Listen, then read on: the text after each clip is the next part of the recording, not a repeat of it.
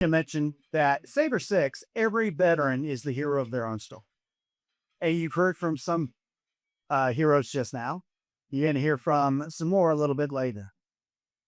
Of course, theirs are not the only stories.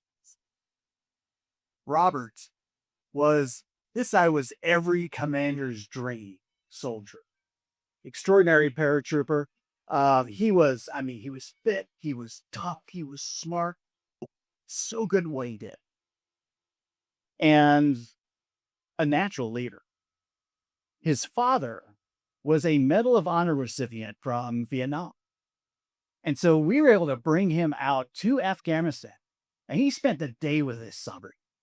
And you should have seen Dad with son. It was like he was 10 feet tall, just beaming every time he was with Robert.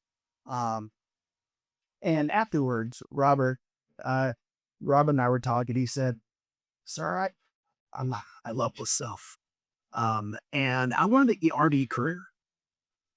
So he re-enlisted to stay in you.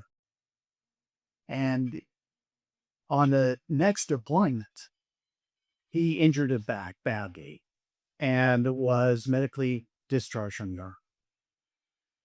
He got out of the Army. He got a decent job in a young family, and things were going okay. I remember we were exchanging messages on Facebook, and he sent me this weird video. It's kind of silly. It was the "You're Awesome" video, and it's like, "You're awesome. No, you're really awesome. You're awesome." And of course, got a chuckle out of it. And "Robert, how you doing?" He's like, I'm doing all right." He had a steady job, young family, roof over his head. Things were okay. But things were not so okay. Robert he had this adrenaline fix that he just had to feed and had to feed. And so got into extreme sports. He crashed in a four-wheeler accident and was paralyzed from that. He lost his job, and then he lost his family. And then Robert burned himself to death.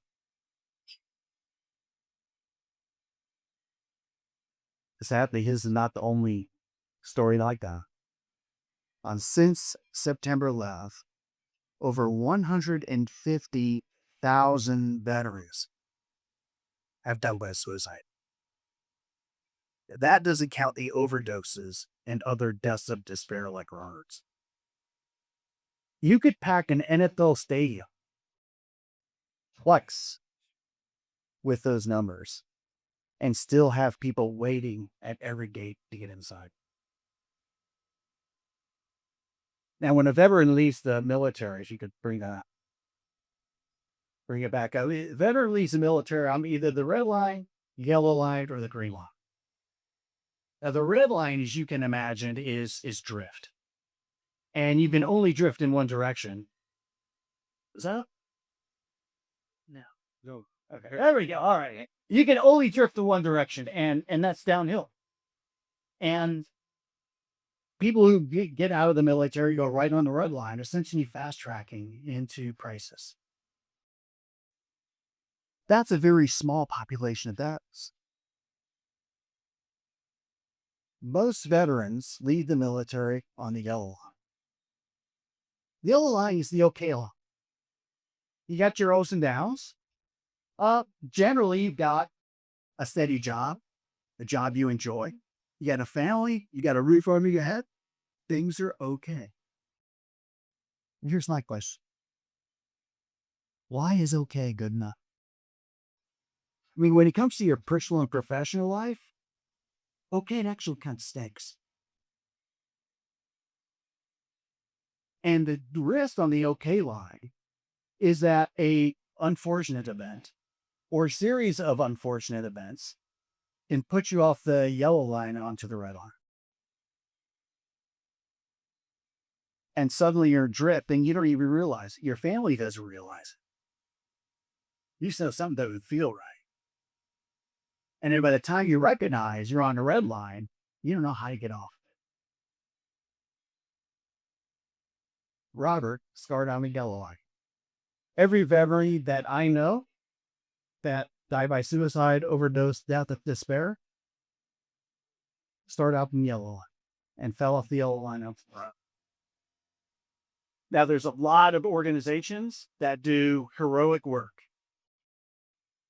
in crisis intervention and crisis response. And thank goodness they do. Question is, like, how can we help? What difference can we have? Well, what if you could backstop the yellow line? So people didn't fall off the yellow line onto the red line. And what if you could give them a straightforward path to the green line? Green line, of course, is growth, which leads to whatever form of fulfillment that particular veteran wants. So what if you could backstop the yellow line and give people a straightforward path to the green line? That's exactly what we do. And that's what your support enables us to do. So for us, it's a very simple model. We call it our unit-focused venture capital model. First, we reunite people who served and fought together. And this is vital. Imagine if you had an event with the people who went to the same university as you did. You'd have kind of a surface level of connection. If you did a class reunion, it would be a stronger connection. Imagine when you bring people together and you shared a crucible. Maybe it was a championship team. Maybe it was climbing a mountain. Maybe it was flying a helicopter all the way around the entire world. When you bring those people back together who shared that kind of experience, you know each other in ways that nobody else could possibly know. And it's the strongest and most powerful support and accountability network people ever experience. So first thing we do, we bring veterans back together who served and fought together, same outposts, same battles, same fossils. And we have them form an entity. So that's the reunite phase. And then we work with them to develop programs and experiences that strengthen the three things that you need in life to be up on the green line and stay there: purpose, belonging, and well-being. There we go. Purpose, belonging, and well-being. When we think about it, we have strong sense of purpose. You feel like your life is worth living and your impact is worth making. When you have belonging, you feel like you are making this life journey with people who matter to you. And when you have well-being, you feel like you can go the distance. So those are the programs that we organize that give people very straightforward path up onto the green line. And then here's where the venture capital part comes in, is after we work with them to form an entity, we then provide them with mentoring and seed money to get started. And then we take them through Series A, Series B, Series C, and at which point they're going to be self-reliant and soar on their own.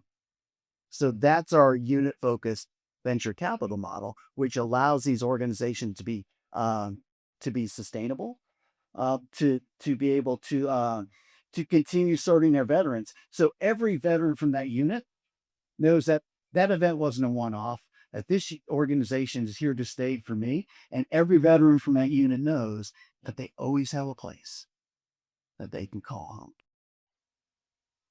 Gary is an amazing intel of this. So Gary was frustrated at his job, left his job, was living on VA disability, had enrolled in cooking school and then dropped that, enrolled in an MBA program, dropped that. It's just he was up and down, and then he slipped on the red line. And Gary called me up after watching one of our videos, a video just like this. Gary called me up and he said, "I think I'm in drift. Chris, I think I'm in drift. I knew that I wasn't feeling right. I knew that something wasn't working. I couldn't put my finger on it. I had no idea what it was. until now. I recognize that I am in drift, and I want to get on. So Gary began participating in everything that we did. Sager challenges, reunions, online programs, everything. And Gary just last month we were in New Orleans together, and it's like, Gary, how's it going? He said, here's a transformation I made. I finished my MBA. I got a job that I love. My family life is as good as it's ever been, as great as it's ever been. It's full of joy. I lost 20 pounds. I've packed on muscle. He said, I feel like I'm 20 years old again. That's just one example.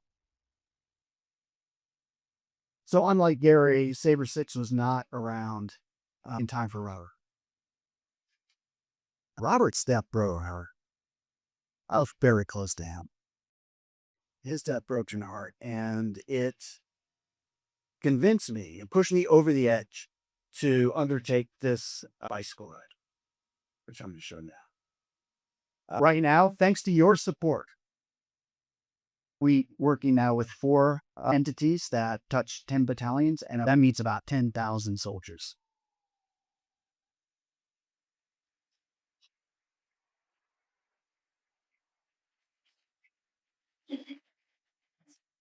And as you know, time compounds all things.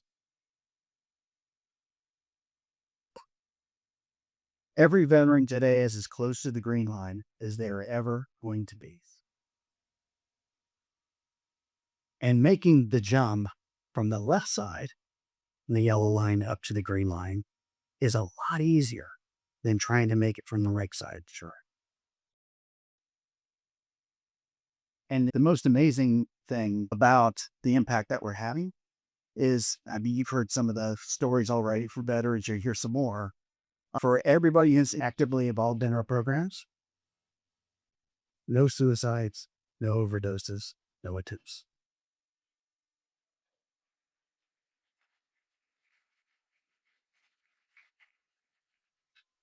So we know that we're on to something very, very powerful. And our goal for the next 12 months is to double the amount of units and the amount of veterans that we're touching, because we know that this is working and that this is meaningful to people. And it is working with people to get exactly the joy that comes when you have strong purpose, strong alignment, and strong motivation. I am very grateful for you being here tonight. I'm very grateful for your support for this organization and for all our veterans. So God bless you. Thank you.